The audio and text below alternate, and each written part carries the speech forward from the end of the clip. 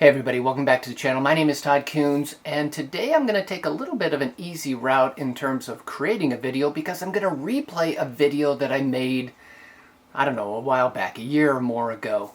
I'm going to play it again because I really enjoyed the video. I thought it was a great subject matter. I enjoyed making it. I thought, I don't know, I just enjoyed it. And there's a lot more subscribers to the channel now, and people are getting more engaged and making comments, so I thought I'd replay it, and maybe some people who never saw it the first time will get to see it again. But the video is all about film versus digital and that film look that everybody seems to be craving these days. It's still an ongoing thing. Everybody's seeming to love film these days. So I'm going to replay this. Let me know what you think. Enjoy the video. The views expressed in this video are not necessarily those of the staff or management of the Todd Coons YouTube channel.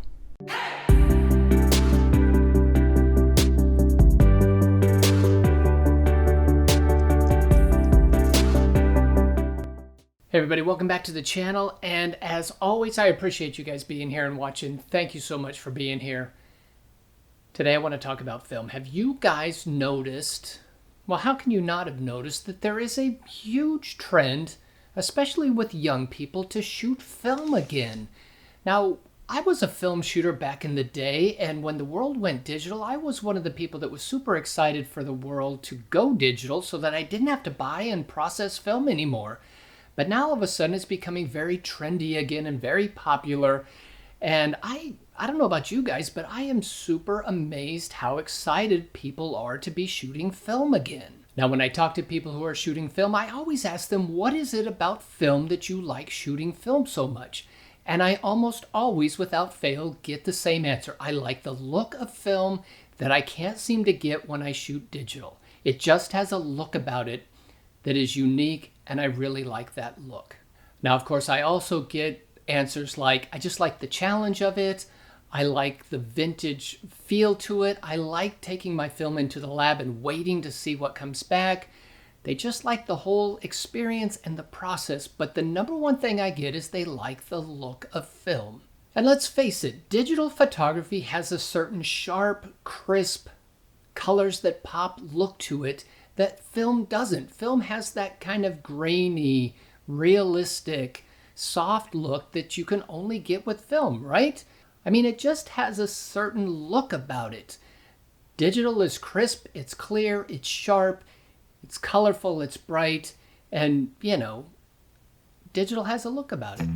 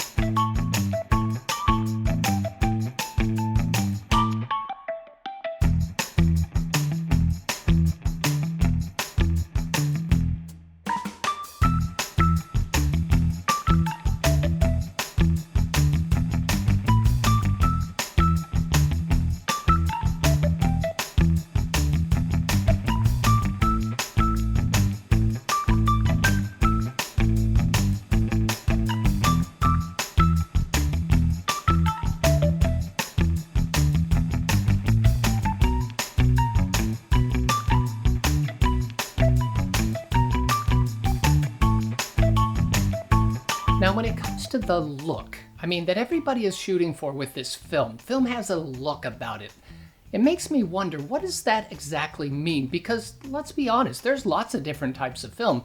There's color negative film, there's black and white negative film, there's color transparency film, chrome film. There's different sizes of film. There's 35 millimeter, there's 120, we used to shoot 4x5 and 8x10 sheet film.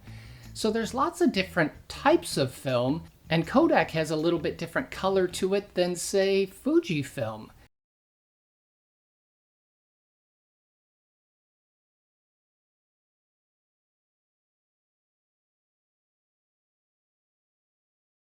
So what do they mean when they say film has a certain look? I've been asking myself that question. So here's my little theory about the look when it comes to film. I think it's more about the equipment that's being used than it is the film itself. And let me explain what I mean.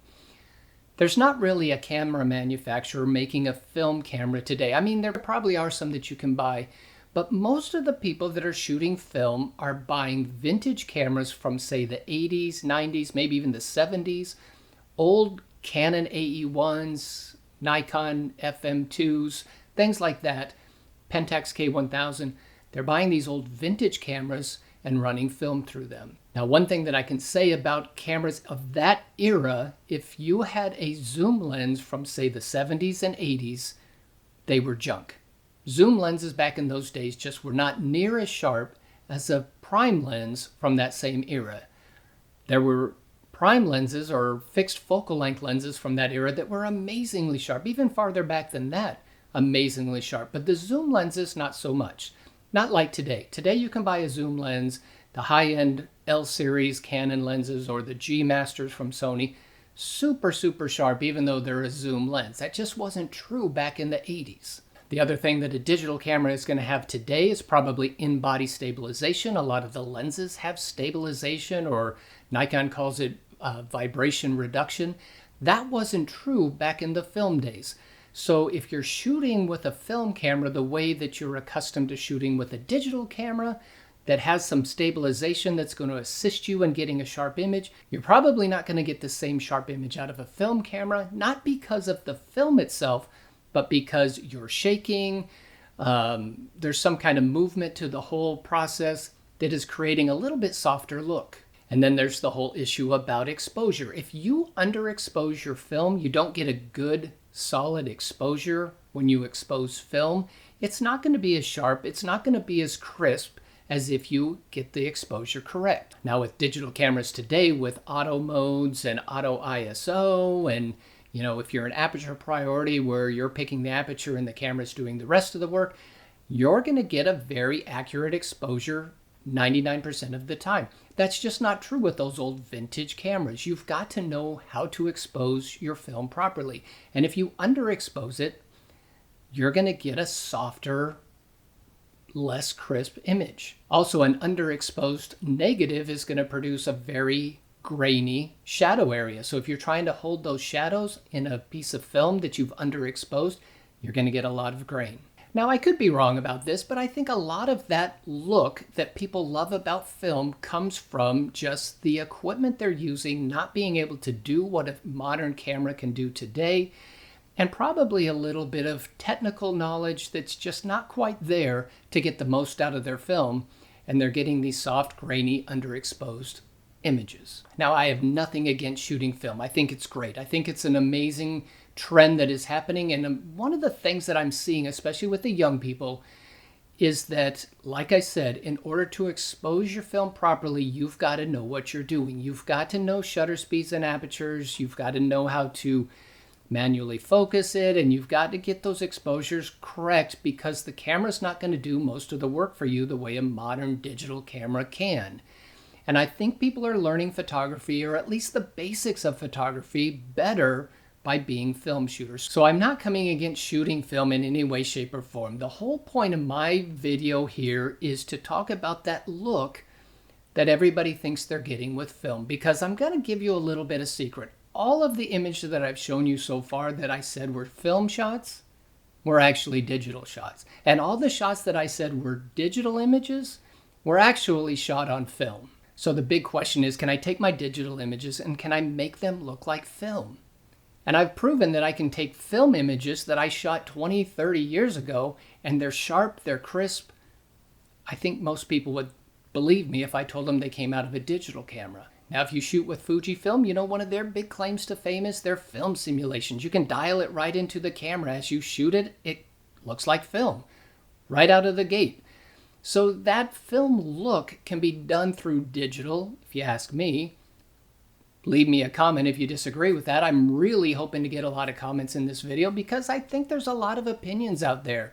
I've even been talking to people who have clients who are now coming to them saying, hey, can you shoot film at my wedding? Can you do film for my portrait session? I know firsthand of a client that I'm working with who wants film. So take all that for what it's worth. I've been meaning to make this video for a long time. I am fascinated with the number of people who are shooting film and how much film is being shot these days, and especially that it is the young people, the 20-year-old crowd, that are getting into shooting film. It's super cool. It's awesome. I'm impressed by all of it. Don't completely understand it, being somebody who came from the film days who was so thrilled to stop buying film and paying to have it processed. But that's just my opinion. So, like I said, leave me a comment. Tell me what you think. Maybe something I missed. Be honest with me. Could you tell that my digital images were actually film and my film images were digital? I'd like to know. Be honest with me about that. Leave me a thumbs up if you would. If you haven't subscribed, I would appreciate it if you subscribe to the channel. We're getting really close to that 2,000 mark, and that is super exciting. I appreciate all you guys. You have a wonderful week, and I will see you in the next video.